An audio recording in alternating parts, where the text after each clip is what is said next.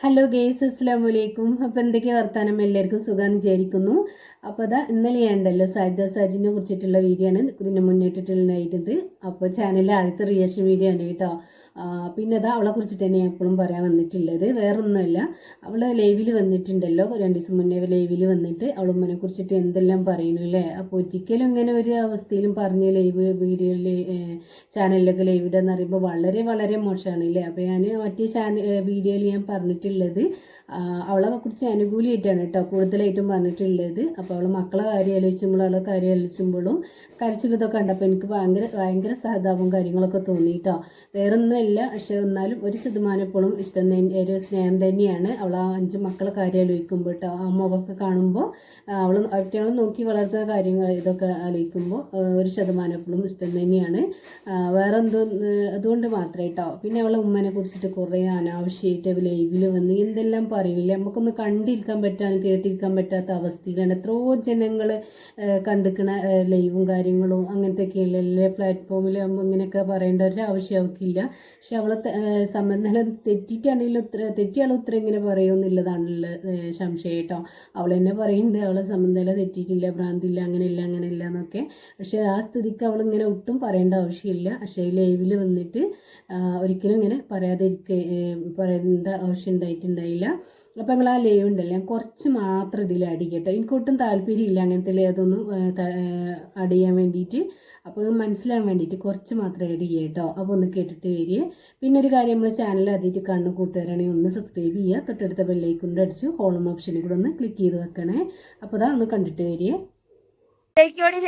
കാരണം എന്താണെന്നറിയോടി നാറി, നിന്റെ വാപ്പാന്റെ മണ്ണ് നിന്റെ പുത്താണിക്ക ഉണ്ടാക്കി വിട്ട മണ്ണുണ്ട്, നിന്റെ ആങ്ങളാർക്കും നിനക്കുണ്ട്. അതുപോലെ തന്നെ നീ ആയിട്ട് തന്ത നിന്റെ കെട്ടിയോനായിട്ടുള്ള എന്റെ തന്തിയും എനിക്ക് ഉണ്ടാക്കി തന്ന നീ എന്ന തള്ളാന്ന് പറയുന്ന നടക്കണ നാറി നീയും എനിക്ക് ഉണ്ടാക്കി തന്നിട്ടില്ല. അപ്പൊ ഞങ്ങൾ ഇങ്ങനെ തന്നെ അലഞ്ഞ് ജീവിക്കേണ്ട അവസ്ഥയടി. കാരണം നിന്റെ തന്ത കണ്ടവന്മാരെയൊക്കെ പിടിച്ചു പറ്റിച്ച് പറിച്ച് കുറെ ഏക്കർ കണക്കിന് ഉണ്ടാക്കി. വെളാപ്പ മൂത്തപ്പമാരൊക്കെ അവരൊക്കെ എന്താ പറയാ പാരമ്പര്യമായിട്ട് നിനക്ക് മുതലുള്ളവിടെ അല്ലടി.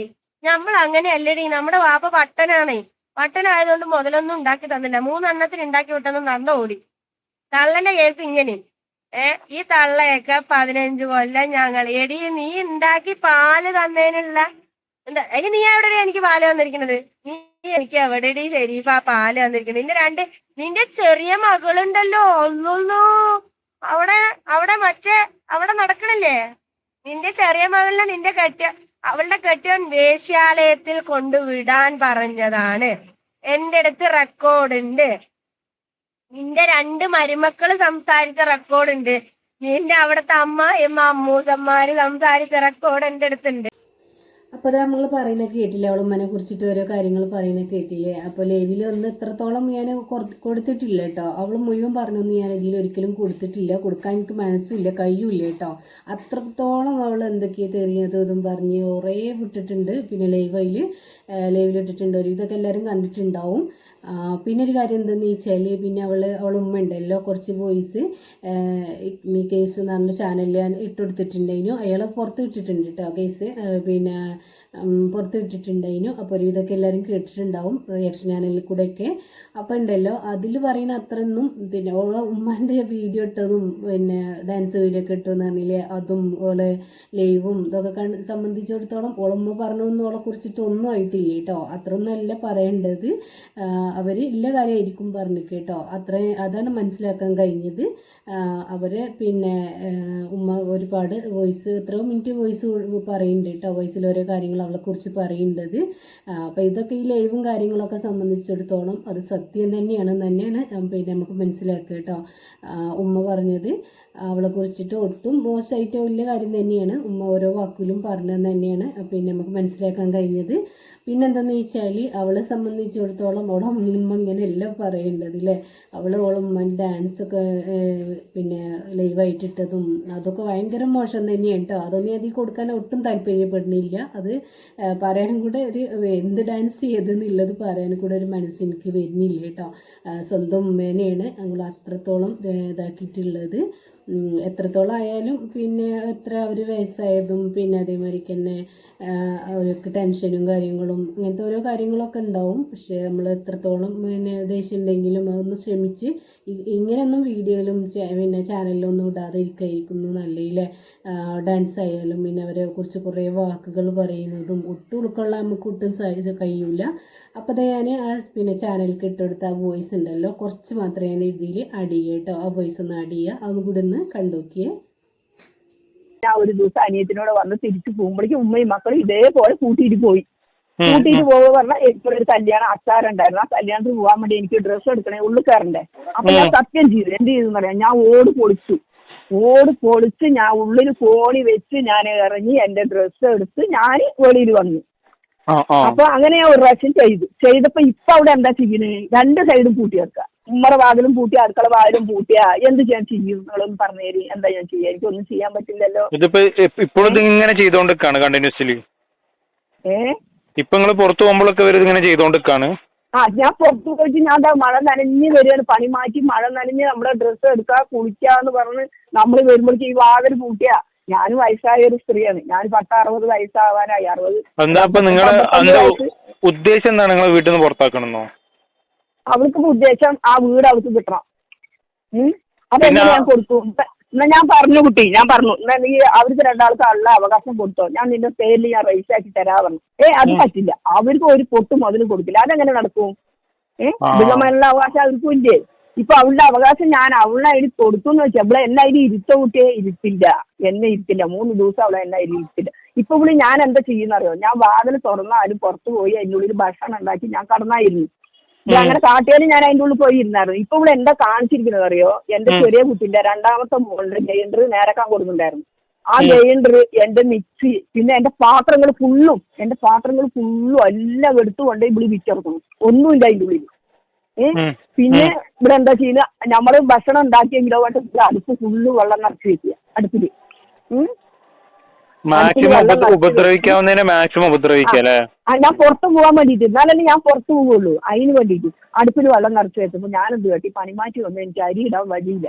അപ്പൊ ഞാൻ ഗ്യാസിൽ വെച്ചപ്പോ ഇവിടെ എന്താ കാട്ടി, ഗ്യാസ് അവള് നിറച്ചത് തന്നെ ശരി, പക്ഷെ 2 കുറ്റി ഗ്യാസ് എന്റെ കഴിഞ്ഞതിന് ശേഷമാണ് അവൾ 1 കുറ്റി ഗ്യാസ് നിറച്ചത്. അപ്പൊ ഈ ചെക്കല്ലേ അവളുടെ മൂത്ത ചെക്കൻ 10-15 വയസ്സായി കുട്ടി. ഞാൻ ഇന്ന് ഈ 5 മക്കൾ ഇന്ന് ഇത്ര നേരം അങ്ങോട്ട് നീങ്ങി നിൽക്കുന്നുള്ളത് ഞാൻ ആ മക്കളെ പറഞ്ഞിട്ടില്ല. പക്ഷെ ആ മക്കളെ എന്നെയും പറഞ്ഞിട്ടില്ല, അത് ഞാൻ വേണ്ട പറയാ.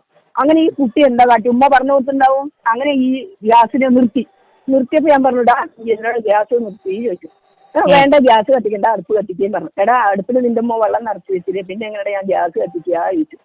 നിങ്ങൾ അടുപ്പിലല്ലേ കത്തിക്കുന്നത് പറഞ്ഞു. അങ്ങനെ വീണ്ടും ഞാൻ ഗ്യാസ് കത്തിച്ചപ്പോൾ ഞാൻ വീണ്ടും വന്ന് കെടുത്തി. ശരി, ഞാൻ ആ ചോറിന് ഊറ്റിയും കൊണ്ട് അങ്ങനെ വെച്ചുകൊണ്ട് അതുകൊണ്ട് ഞാൻ അനിയത്തിനോട് വന്നു.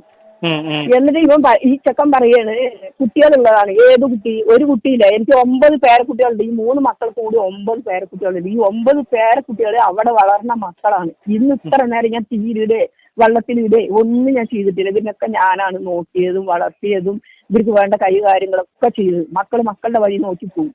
പ്രത്യേകിച്ചും ഇവിടെ ഇങ്ങനെ നടക്കുക തന്നെ. കാസർഗോഡും കോഴിക്കോടും ഓരോ സ്ഥലങ്ങളും ഇങ്ങനെ നടക്കുക. ഇവിടെ 3 ദിവസം 4 ദിവസം കൂടുമ്പോൾ വീട്ടിൽ വരിക. അത് നമുക്ക് ചോദിക്കാൻ പാടില്ല. ചോദിച്ചാൽ പറയും എന്റെ വൈദ്യപ്പഴത്തിന് പോവുകയാണ്, എന്റെ മക്കളെ പലത്താൻ പോവുകയാണ് എന്ന് പറയും.